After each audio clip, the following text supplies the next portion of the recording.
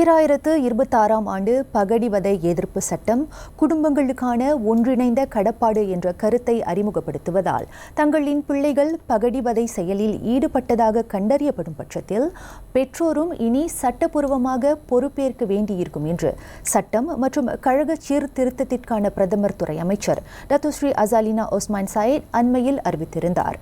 பகடிவதை புரிபவரை கடந்து அவரின் குடும்ப உறுப்பினர்களுக்கும் அக்குற்றத்திற்கான பொறுப்பேற்க வேண்டும் என்று விரிவுபடுத்தப்பட்டிருப்பது பெற்றோர் மத்தியில் பல கேள்விகளை எழுப்பியிருக்கும் நிலையில் அது குறித்து சட்ட ரீதியிலான சில விளக்கங்களை அளிக்கிறார் வழக்கறிஞர் சுதா ஜெயன் ராஜு.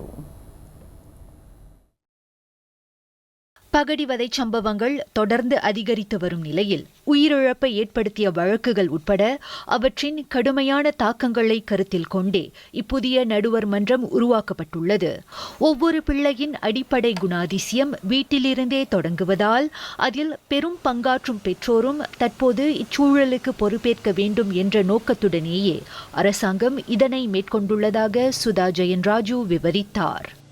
குற்றம் நடக்கும்போது வீட்டிலிருந்தே பெற்றோர்கள் எந்த வகையில பிள்ளைகளை கண்காணிக்கிறார்கள், அக்கறை செலுத்துகிறார்கள், இப்படிப்பட்ட குற்றம் நடக்கிறப்ப அவங்க எத்தகைய நடவடிக்கை எடுக்கிறாங்க என்பதற்காக மட்டுமே இப்படிப்பட்ட ஒரு சட்டம் கொண்டு வந்திருக்கிறாங்க. இதனால பெற்றோர் மத்தியில் ஒரு பயம் கண்டிப்பா உருவாகும். ஆனா அதே சமயம் இப்படிப்பட்ட குற்றம் அவங்க பிள்ளைங்க செய்யக்கூடாது என்பதற்காக ரொம்பவும் பாதுகாப்பா அவங்க பிள்ளைங்களை கண்காணிக்கிறது, எல்லா வகையிலும் அக்கறை செலுத்துறது, பள்ளிக்கூடங்களுக்கு போயிட்டு வரப்ப என்ன நடக்குது என்று அவங்க கேட்கறது, இது எல்லாத்துக்காகவே மட்டுமே இப்படிப்பட்ட சட்டத்தை கொண்டு வந்திருக்காங்க. நீதிமன்றத்தில் மேற்கொள்ளப்படும் வழக்கு விசாரணைகளைப் போலவே இந்த நடுவர் மன்றத்திலும் விசாரணைகள் மேற்கொள்ளப்படும் என்று சுதா மேலும் விளக்கினார். ஒவ்வொரு வழக்கிற்கும் தகுந்த ஆதாரங்களும் சாட்சிகளும் அவசியம் என்பதையும் அவர் சுட்டிக்காட்டினார். எப்படி ஒரு நீதிமன்றம் ஒரு குற்றத்தை விசாரிக்குமோ அதே படியில தான் இந்த டிரைபுனலும் அந்த குற்றத்தை விசாரிப்பாங்க. எப்படின்னா அதுக்குண்டான ஆதாரம் சாட்சி எல்லாத்தையுமே டிரைபுனல் நம்ம கொடுத்தாகணும். ஒரு குற்றவாளி ஒரு பிள்ளை குற்றம் செஞ்சிருச்சு, ஒரு குலி கேஸ்ல ஈடுபட்டுச்சுன்னா உடனே பெற்றோர்களுக்கு அதுக்குண்டான தண்டனை கொடுத்துட மாட்டாங்க. அந்த குற்றத்தை தீர விசாரிச்சு அதற்குண்டான சாட்சி ஆதாரம் எல்லாத்தையுமே டிரைபுனல்ல குற்றம் செய்தவர்களும் அந்த மங்ஸ் இருக்காங்களே அவங்க விக்டம் அவங்களோட பெற்றோர்கள், அந்த குற்றம் புரிந்த அந்த மாணவரோட பெற்றோர்கள், இரு தரப்பினரும் அதுக்குண்டான சாட்சி ஆதாரங்கள் எல்லாத்தையுமே டிரைபுனல்ல கொடுக்கணும்.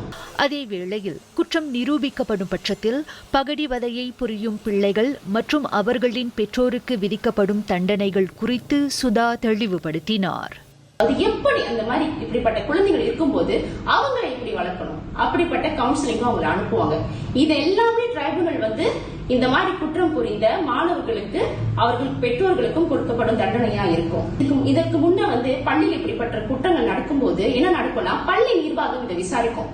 இரு தரப்பினர் பெற்றோர்களையும் கூப்பிட்டு அவங்களை விசாரிப்பாங்க. விசாரிச்சு அதற்கு உண்டான நடவடிக்கை எடுப்பாங்க. எப்படின்னா பள்ளியை விட்டு நிற்பாட்டுறது இல்லது அதுக்கு ஒரு ஃபைன் லெட்டர், ஒரு வார்னிங் லெட்டர் இந்த மாதிரி தான் கொடுப்பாங்க. ஆனா டிரைபுனலோட அவங்களோட பவர் டோட்டலி வேற. அவங்களுக்கு தண்டனை கொடுக்க முழு உரிமையும் இருக்கு.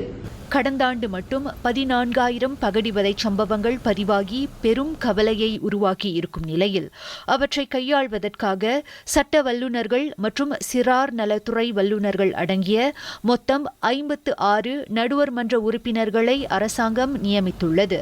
பகடிவதை சம்பவங்கள் தொடர்பில் புகார் அளிக்க திரையில் காணும் அகப்பக்கத்தை மாணவர்களும் பெற்றோரும் நாடலாம்.